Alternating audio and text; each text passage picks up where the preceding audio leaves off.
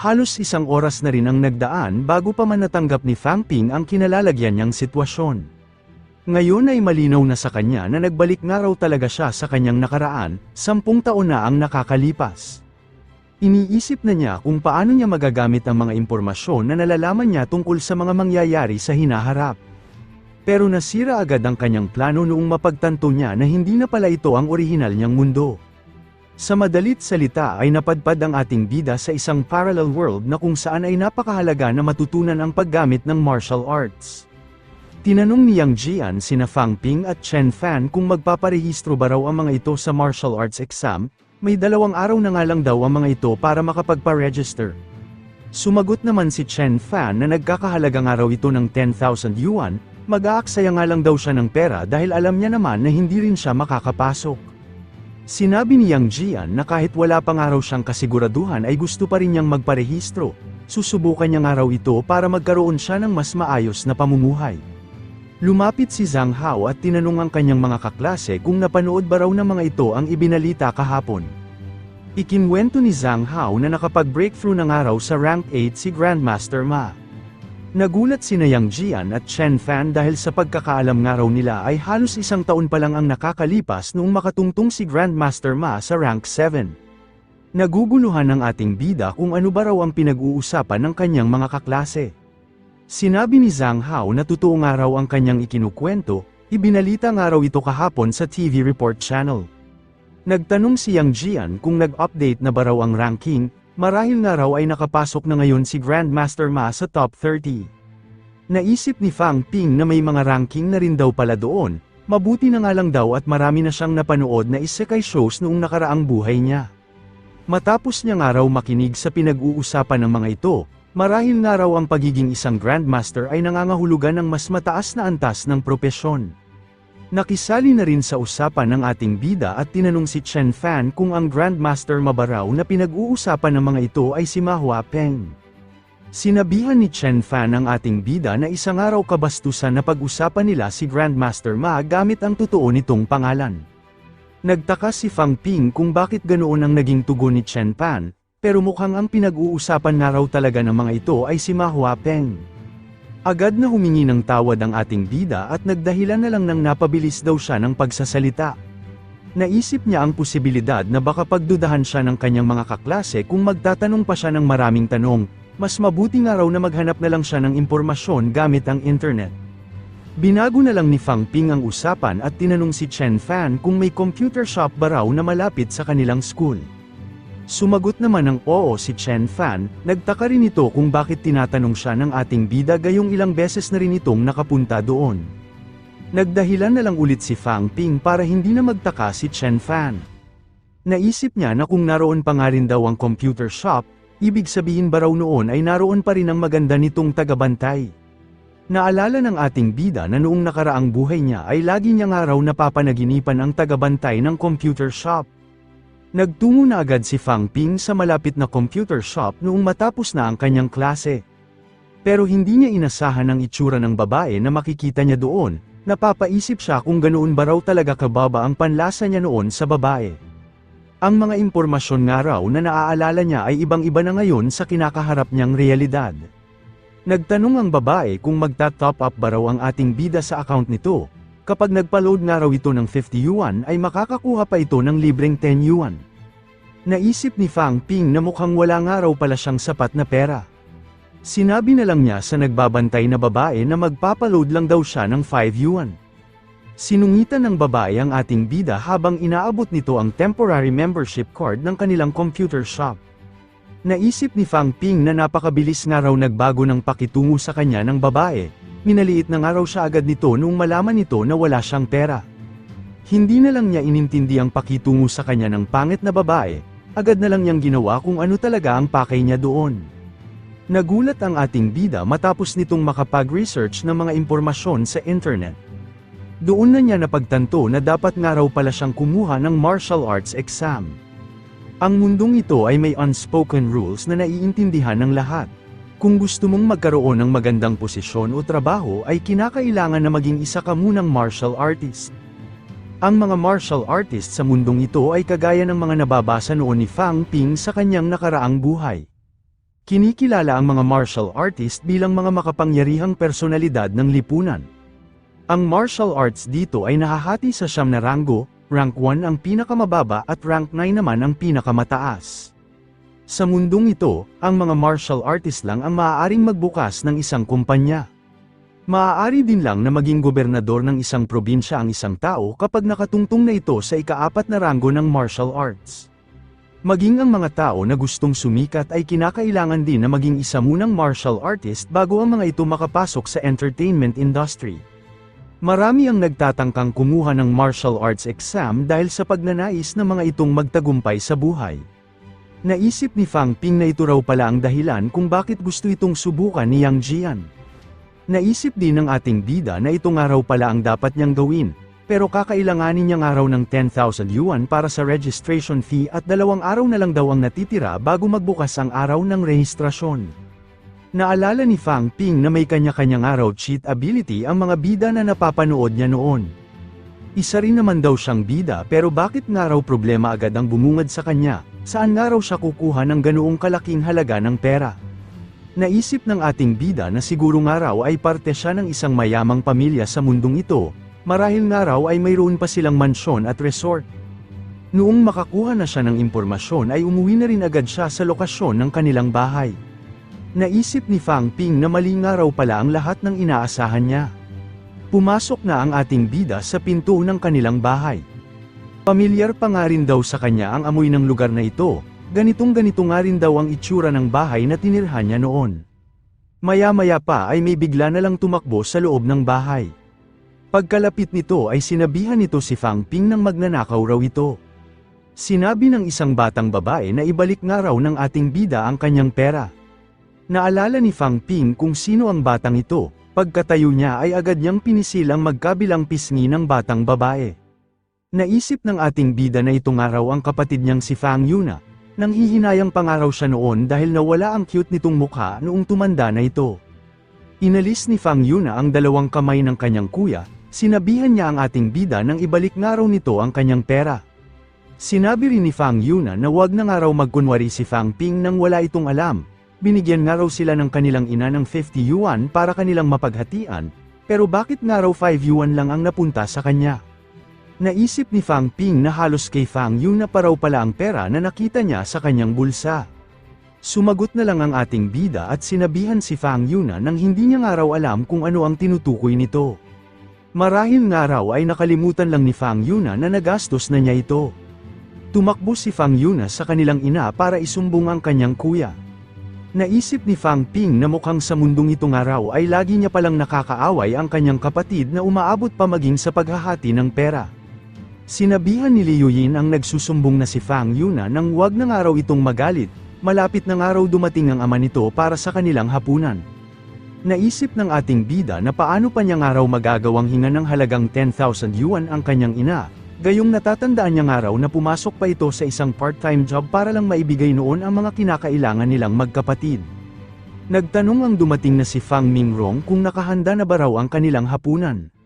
Naisip ni Fang Ping na ang kanyang araw ama ay isang ordinaryong trabahador ng isang pottery factory na sumasahod ng 3,000 yuan kada buwan.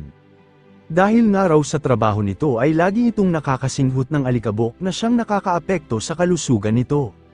Binati ng ating bida ang dumating niyang ama habang inaalala niya ang mga sakripisyo na ginawa nito para sa kanilang pamilya. Panandalian din lang ang naramdaman niyang lungkot noong marinig na niya muli ang pagsesermo ng kanyang ama. Sinabihan ni Fang Mingrong ang ating bida nang bakit hindi pa raw nito ibinababa ang dala nitong bag, maglinis na nga raw agad ito at nang makapagsimula na silang kumain. Lumapit si Fang Yuna at isinumbong na ninakaw daw ulit ni Fang Ping ang kanyang pera, hiniling niya sa kanyang ama na pagalitan daw nito ang ating bida. Maya-maya pa ay nagsimula ng kumain ang buong mag-anak. Naisip ni Fang Ping na kailangan niya nga raw tanggapin na kapag hindi siya naging isang martial artist ay wala na siyang magagawa at hindi na rin niya mababago ang katayuan ng kanyang pamilya. Sa mga dahilang yun ay naglakas na siya ng loob na sabihin sa kanyang ama na gusto niyang kumuha ng martial arts exam. Nagulat ang lahat noong marinig ng mga ito ang sinabi ng ating bida na gusto nitong kumuha ng martial arts exam. Naisip ni Fang Ping na parang isa na nga lang daw pangarap na makayanan ng kanilang pamilya ang halaga ng kakailanganin niyang registration fee. Mukhang kailangan na nga lang daw niyang umisip ng ibang paraan kung saan siya makakahanap ng pera. Tumawa na lang si Fang Ping at sinabihan ang kanyang mga kapamilya nang nagbibiro lang daw siya. Habang nagkukunwari sa pagtawa ang ating bida ay may biglang iniabot sa kanya ang kanyang ama. Natigilan ang ating bida noong sabihin ng kanyang ama na may laman raw na 10,000 yuan ang inaabot niyang credit card. Sinabi ni Fang Mingrong na narinig nga raw niya sa kanyang mga katrabaho na ganoon kalaki ang kakailanganin para makakuha ng martial arts exam. Bukas nga raw ay maaari nang i-withdraw ni Fang Ping ang laman ng credit card na ito. Sinabi rin ni Fang Mingrong na hindi na nga raw mahalaga kung makapasok o hindi ang ating bida, sapat na nga raw sa kanila na sumubok ito. Naisip ni Fang Ping na kahit nga raw mahirap ang kanyang pamilya ay ipinag-ipon pa rin siya ng kanyang ama. Ngayon nga raw ay ipinaparamdam rin ito sa kanya na hindi niya kailangang ma-pressure. Kahit ganoon ay napaisip pa rin ng ating bida kung paano nga raw kaya kapag hindi siya nakapasa, ano pa nga raw ang magagawa niya para mabayaran ang pag-intindi at suporta na ibinibigay ng kanyang mga kapamilya. Hinigpitan ni Fang Ping ang pagkakahawak sa natanggap niyang credit card at naisip na sisiguraduhin niya nga raw na magtatagumpay na siya sa kasalukuyan niyang buhay. Kinaumagahan ay nagpunta na agad ang ating bida sa isang malapit na ATM machine. Nagtaka ang ating bida noong makuha na niya ang na-withdraw niyang pera. Bakit nga raw may nakikita na siyang notification simula nang mahawakan niya ito? Nabasa niya na natupad na nga raw ang hinihinging kondisyon.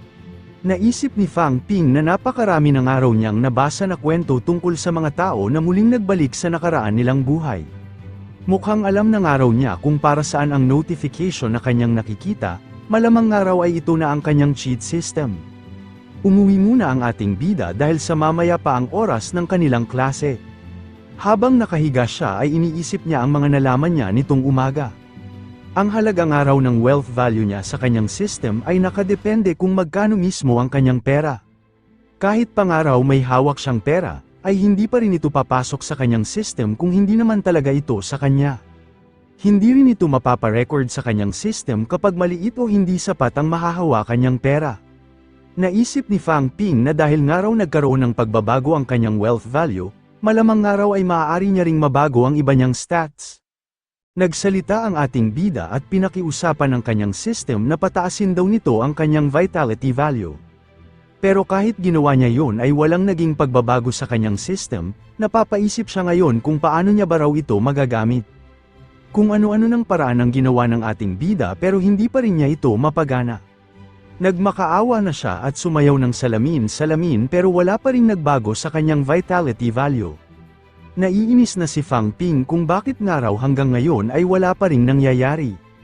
Hanggang sa tuluyan na nga siyang nagalit at sinabihan ang kanyang system nang papatayin niya nga raw ito sa bugbog kapag hindi nito dinagdagan ang kanyang vitality value. Nagulat ang ating bida noong gumana na ang kanyang system matapos niya itong takutin. Ngayon ay nagkaroon na ng dagdag na 0.1 ang kanyang vitality value. Kasunod noon ay naramdaman na nga niya na umangat na ang kanyang vitality. Naisip ni Fang Ping na ang kanyang araw 10,000 sa kanyang wealth value ay nagawa lamang iangat ang kanyang vitality ng 0.1. Pero kahit nga raw 0.1 lang ang iniangat nito ay naramdaman niya agad na mas guminhawa ang kanyang pakiramdam. Naalarma ang ating bida noong may bigla itong naalala. Nakahinga lang siya ng maluwag noong makita niya na naroon pa rin sa lamesa ang ibinigay sa kanyang pera. Hindi niya nga raw alam kung paano siya magpapaliwanag sa kanyang mga magulang kung sakaling nawala ito. Mukhang kahit nga raw gamitin niya ang pera na nasa kanyang system ay hindi nito maaapektuhan ang pera na hawak niya sa totoong buhay. Nagtaka si Fang Yuna kung bakit nagsasalita ng mag-isa ang kanyang kuya, naisip niya na mukhang tuluyan na nga raw talaga itong nasiraan ng ulo. Noong makatanghali ay pumasok na ang ating bida sa kanilang paaralan. Nagsalita ang class president at inanunsyo na maaari na raw magpunta sa teacher's office ang mga estudyante na binabalak na magparehistro para sa magaganap na martial arts exam. Pagkatayo ni Fang Ping ay tinanong ito ni Chen Fan kung gagamit na naman daw ba ito ng banyo. Sumagot naman ang ating bida nang paalis raw siya para magparehistro. Nagulat si Chen Fan dahil hindi nito inasahan na magpaparegister din si Fang Ping sa martial arts exam. Nagtungo na sa teacher's office ang mga estudyante na balak magparehistro. Sinabi ng isang babae na hindi niya raw inasahan na pupunta rin doon si Fang Ping. Tinanong niya ang ating bida kung gaano raw kataas ang vitality score nito. Napaisip naman si Fang Ping kung ano raw ang maaari niyang isagot, mukhang napakababa nga raw kung sasabihin niya na nasa 1.1 pa lang ito. Umakbay si Yang Jian at sinabi na malamang nga raw kaya hindi pa sumasagot ang ating bida ay nang dahil sa hindi pa niya ito napapatingnan. Sinabi naman ni Zhang Hao na noong nagpatingin nga raw siya sa ospital ay lumabas na nasa 108 cal ang kanyang vitality score. At dahil nga raw mas payat sa kanya si Fang Ping, malamang nga raw ay mas mababa pa sa kanya ang makukuha nitong resulta. Nagulat ang ating bida sa sinabi ni Zhang Hao na nasa 108 cal daw ang taglay nitong vitality. Napakalaki nga raw ng diferensya nito kumpara sa kanyang 1.1 na vitality value. Nagsalita si Wu Jihao at inaya si Fang Ping nang sumama na lang daw ito sa kanyang bahay at nang matingnan na rin ito kung gaano kataas ang kanyang vitality score. Sa gulat ni Zhang Hao ay napatayo ito sa kanyang kinauupuan, tinanong niya si Wu Jihao kung bumili ba raw ang pamilya nito ng isang vitality meter. Sumagot si Wu Jihao nang bumili nga raw ang kanyang ama ng isang maliit na equipment dahil lagi niyang tinitingnan kung gaano nakataas ang kanyang vitality, pero hindi nga raw ito masyadong eksakto na gaya ng mga equipment na makikita sa mga ospital. Nagulat si Fang Ping nung sabihin ni Zhang Hao na nagkakahalaga pa rin daw ng 100,000 yuan ang pinakamurang vitality meter, nagtataka siya kung bakit napakamahal nito. Noong nakaraang buhay nga raw niya ay makakabili na siya ng pinakamahal na blood pressure meter sa ilang 100 yuan. Pagkarating ni Fang Ping sa bahay ni Jihao ay doon na niya nasigurado na mayaman nga raw talaga ang pamilya nito. Hanggang sa nagpunta na nga sila sa kwarto kung saan nakalagay ang gagamitin niyang kagamitan. Tinanong ni Jihao ang ating bida kung nakahanda na ba raw ito. Pagkasagot ni Fang Ping ng oo ay doon na pinagana ni Wu Jihao ang vitality meter. Nagsimula nang maramdaman ng ating bida ang pagsukat sa taglay niyang vitality. Pagkalipas ng ilang segundo ay bigla na lang natigilan si Wu Jihao. Tinanong ni Fang Ping ang natitigilan na si Jihao kung lumabas na ba raw ang kanyang resulta. Nakapagsalita na si Jihao nang maibsan na ang nararamdaman nitong pagkamangha. Sinabi niya na lumabas nga raw na nasa 113 cal ang vitality score ng ating bida. Naisip ni Fang Ping na magkaiba nga raw pala ang statistical method ng kanyang system kaysa sa realidad na buhay. Sa kanyang araw system ay 1.1 lang ang nakalagay, gayong 113 daw pala ang totoo nitong halaga. Ibig sabihin nga raw noon ay may conversion nito na 1:100. Nagtaka si Wu Jihao kung bakit ganoon lang daw ang reaksyon ni Fang Ping, bakit nga raw mahinahon pa rin ito gayong pumapangalawa na sa kanilang buong klase ang nakuha nitong vitality score. Sinabi ni Fang Mingrong na narinig nga raw niya sa director ng kanilang workshop na nagkakahalaga ng 10,000 ang bawat gamot na pampalakas na magagamit ni Fang Ping sa gaganaping martial arts exam. At dahil nga raw nabanggit ng kanilang anak na gusto nitong maging isang martial artist, hindi nga raw nila maaaring pabayaan na lang ito. Sinabi ni Fang Mingrong na may naitabi pa nga raw siyang 20,000, kapag hindi pa nga raw ito sapat ay maghahanap na lang siya ng paraan bukas. Habang nag-uusap ang mag-asawa ay naririnig naman nila ang asaran ng magkapatid. Sinabihan ni Fang Yuna ang kanyang kuya nang wag na nga raw siya nitong pagyabangan. Sapat na nga raw ang 110 cal para makapasa sa martial arts exam, kaya paano nga raw ito magkakaroon ng 113 cal vitality score. Nangasar ang ating bida at sinabihan si Fang Yuna ng pasensya na nga raw kung nagkaroon nito ng kapatid na may taglay na talento. Nagyabang din si Fang Ping na hawak na nga raw niya sa kanyang mga kamay ang martial arts exam na gaganapin ngayong taon. Tinawag ni Liu Yin ang ating bida dahil may sasabihin daw silang mag-asawa. Nagsumbong si Fang Yuna dahil inaaway na naman daw siya ng kanyang kuya. Napaisip ang ating bida kung bakit daw kaya siya pinapatawag ng kanyang mga magulang. Ano nga raw kaya ang dahilan kung bakit parang napakaseryoso ng mga ito? Pinalapit na ni Fang Mingrong ang ating bida, noong makalapit na si Fang Ping ay bigla na lang siyang binigyan ng pera ng kanyang ama. Sinabi ng kanyang ama na tanggapin niya nga raw ito para magamit niyang pambili ng mga pills o ng mga gamot na pampalakas. Sinabi rin ito na magsabi nga lang daw ang ating bida kapag hindi pa ito sapat. Nagkalaman na ulit ang wealth value ng ating bida noong matanggap na niya ang pera na ibinibigay ng kanyang ama. Sinabi ni Fang Mingrong na halos naantala ng araw nila ang kinabukasan ni Fang Ping nang dahil sa kanilang kapabayaan. Ngayon nga raw ay makakaasa ito na susuportahan na nila ito para sa gagawin nitong pagkuha ng martial arts exam. Napukaw ang damdamin ng ating bida matapos nitong marinig ang mga sinabi ng kanyang ama. Alam niya nga raw ang kalagayan ng kanilang pamilya pero kahit ganoon ay nakasuporta pa rin ang mga ito sa kanya. Kinabukasan ay sinunod agad ni Fang Ping ang sinabi ng kanyang ama na ibili raw niya ng gamot ang ibinigay nitong pera. Noong nasa bahay na siya ay doon na niya ito kinain. Nadismaya ang ating bida dahil halos dumaan lang daw ito sa kanyang tiyan. Hindi nga raw pala ito ganoong kaepektibo, hindi gaya ng kanyang system. Mas pinagtuunan na lang ni Fang Ping ang pag-iisip kung ano ang stats na kanyang patataasin. Pagsapit ng umaga ay pumasok na ulit sa eskwelahan ang ating bida. Habang umaakyat ay naisip niya na sinubukan niya nga raw pataasin ng 0.1 ang kanyang mental strength value. Gaya nga raw ng nangyari sa kanyang vitality value, nabawasan rin daw ng 10,000 ang kanyang wealth value nung pataasin na niya ito. Ang kaibahan lang daw nito ay naging magaan ang pakiramdam niya sa kanyang isipan, pakiramdam niya nga raw ay para siyang malayang tumatakbo sa isang napakalawak na damuhan. Mas lalo na nga raw bumuti ang kanyang focus, pag-unawa at maging ang kanyang memorya. Napuyat nga raw siya dahil sinubukan niya rin kung ano ang epekto nito sa kanyang pag-aaral. Habang umaakyat ang ating bida ay may nakasalubong ito.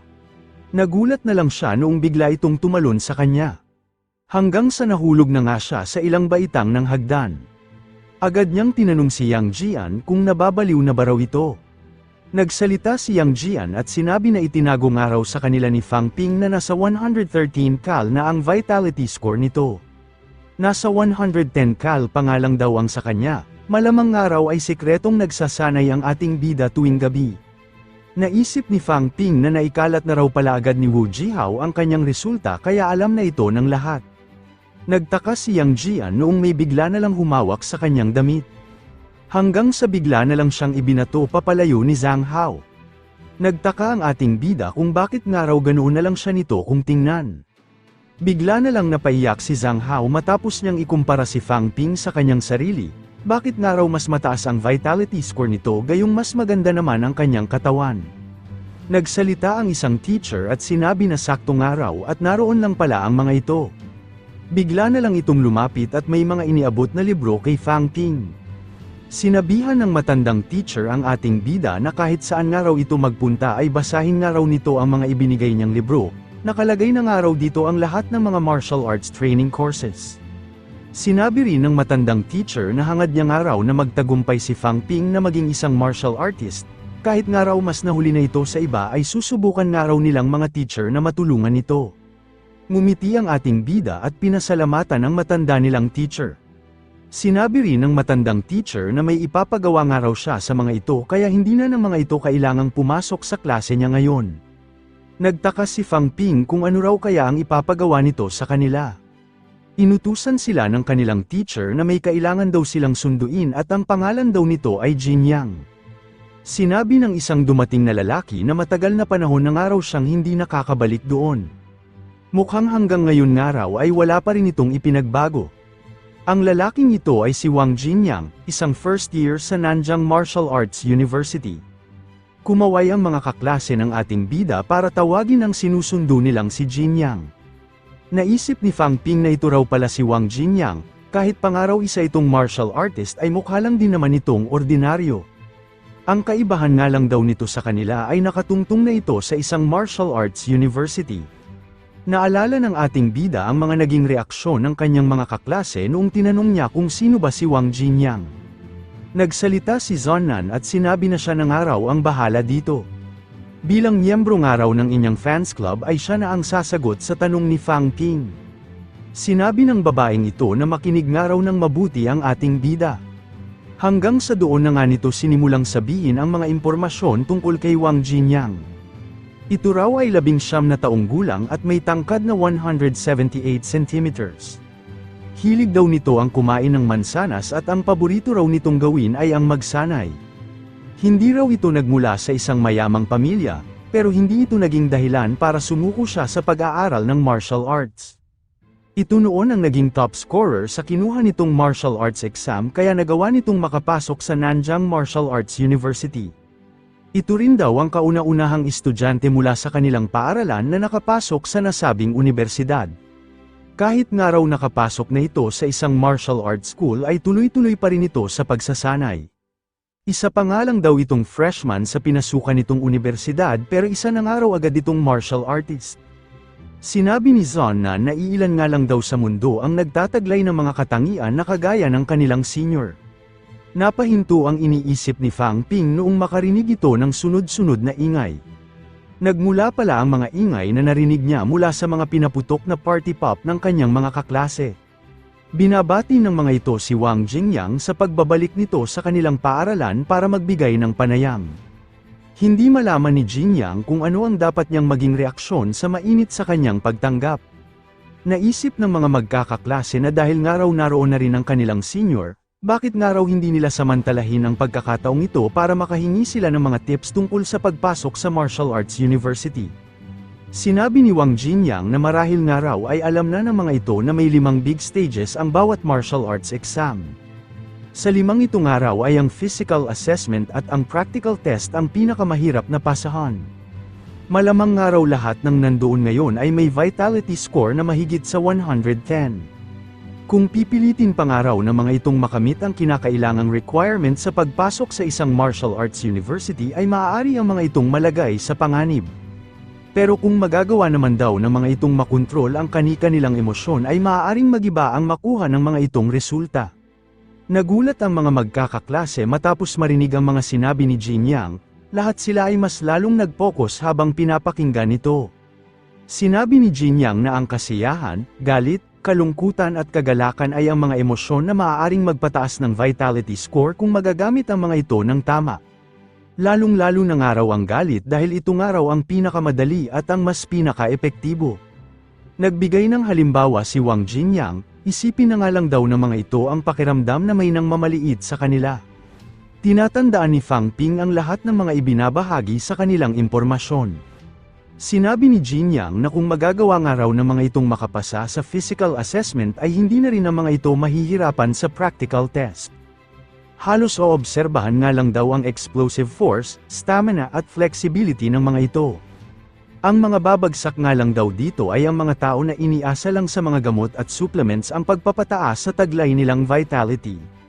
Sinabi rin ni Wang Jingyang na kung hindi nga raw ng mga ito makakayang pumatay ng isang may buhay na manok ay umatras na raw agad ang mga ito. Lalo na nga raw at higit na mas mahirap ang pagpatay ng mga tao kumpara sa mga manok. Nagulat ang ating bida sa mga sinabi ni Wang Jingyang, napakakalmado nga raw ng pagkakasabi nito na para bang may napatay na ito noon. Naisip ni Fang Ping na sa pagkakaalam nga raw niya ay sumusunod pa rin sa batas ang mga martial artist, ibig sabihin nga raw noon ay mahihirapan itong makahanap ng oportunidad para makapatay ng ibang tao. Lalo na nga raw at isa pa lang naman itong freshman sa isang martial arts university.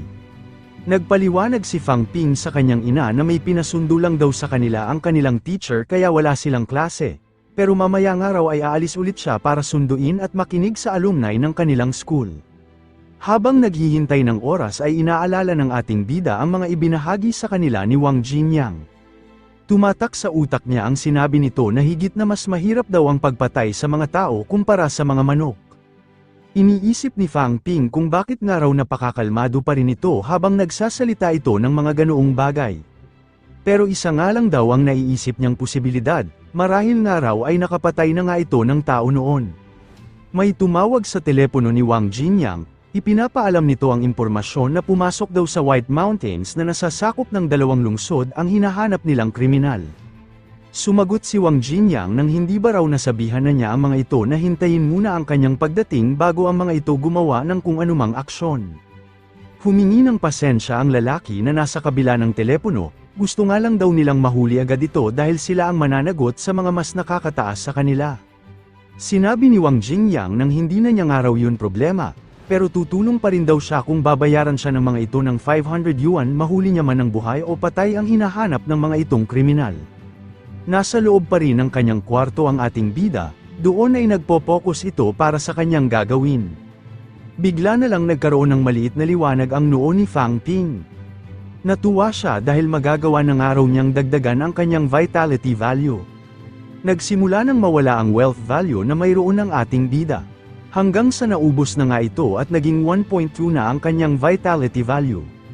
Noong gawin niya ito ay may bigla siyang naramdaman sa kanyang puso. Nabahala si Fang Ping dahil sa pananakit na kanyang nararamdaman. Pero kailangan niyang araw itong kayanin dahil parte ito ng kanyang paglakas. Namaluktot sa sakit ang ating bida habang tinitiis ang sakit na kanyang nararamdaman. Naramdaman niya ang mabilis na pagdaloy ng dugo sa kanyang katawan. Naisip niya na napakasakit ng araw nito.